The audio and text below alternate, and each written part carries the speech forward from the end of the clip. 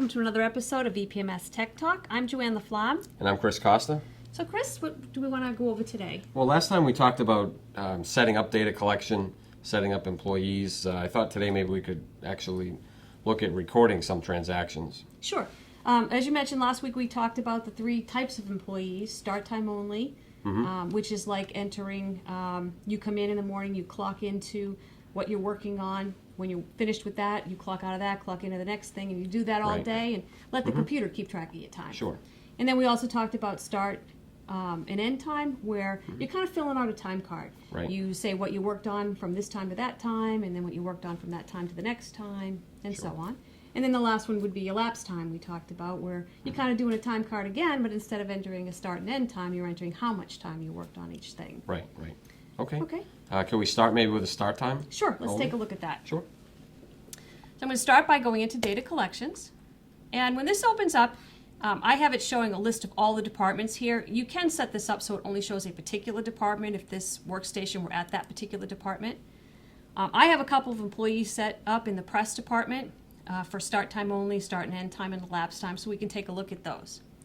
So say this guy, John, start time only, comes in the morning and he's going to clock in. He would find himself on the list, highlight his name, and he would click on the clock in button. And I have this coming up to being able to enter a password. That's an option. In my case, I have it coming up asking for a password, but I don't actually have a password, so I'm just going to click OK. And then it will bring me right into the first screen where I can enter the first thing that I'm working on this morning. So I start by entering my job number, selecting a job,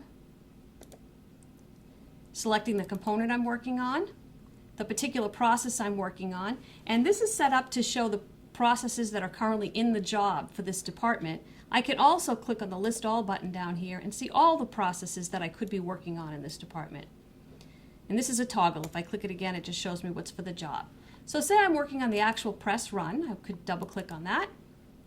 Then it's going to ask me for my cost code. What am I doing? Regular time? Am I working overtime or double time? Or what I'm working on is because of a printer's error?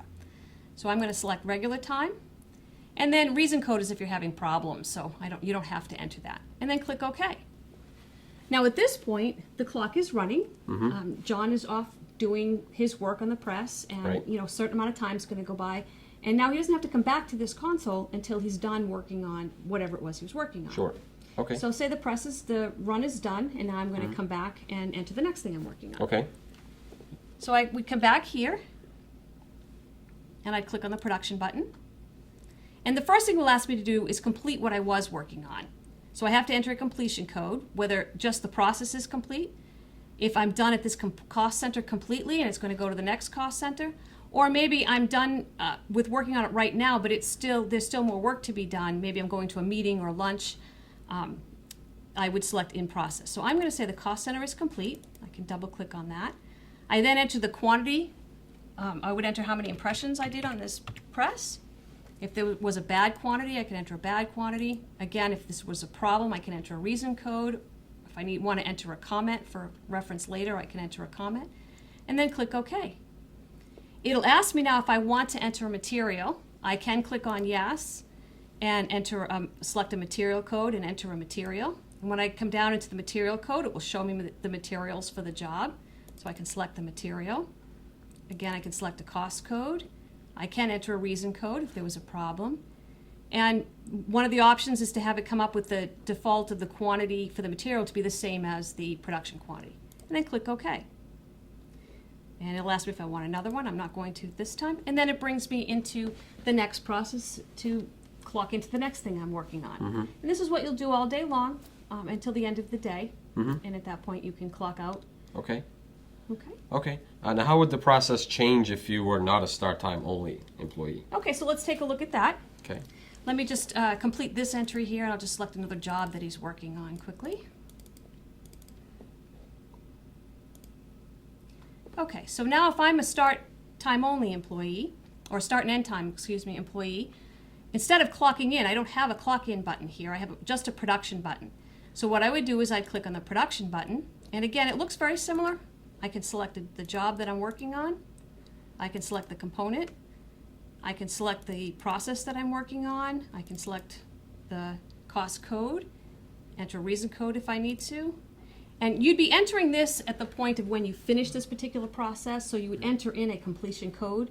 Now, this could be entered after each thing that you work on. Right. Or you can just kind of fill out this kind of a time card entry a couple times during the day when you have a few moments, or it could be at the end of the day when you're done. Okay.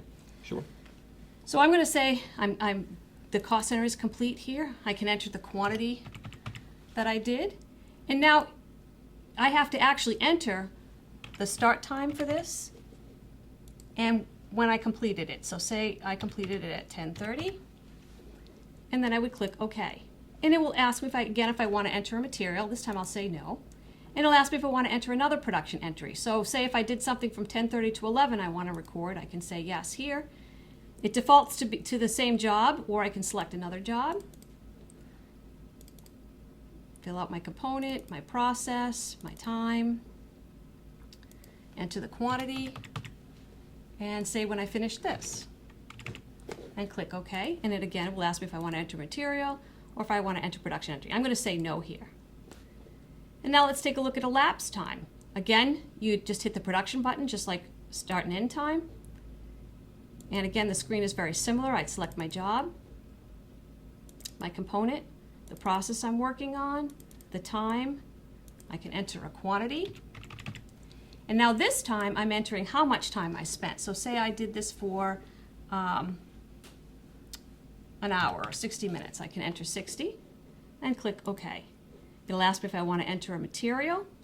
I'll say no here. It'll ask me again if I want to enter another production entry, because just like start and end time, it's like entering a time card. So the only difference is really whether you want them to clock into every process. Right, and if you want the computer to keep track of that time, or if you kind of just want to fill out a time card. Typically, pre-press kinds of employees that maybe are working on a lot of jobs for a small amount of time, you might have them set up as elapsed time or start and end time. Right. But maybe the people out on the floor, your pressmen, your bindery workers, a lot of times people will want them to be start and end time. So the computer is keeping track of the time, and you're just kind of punching into what they're working on. Okay, perfect.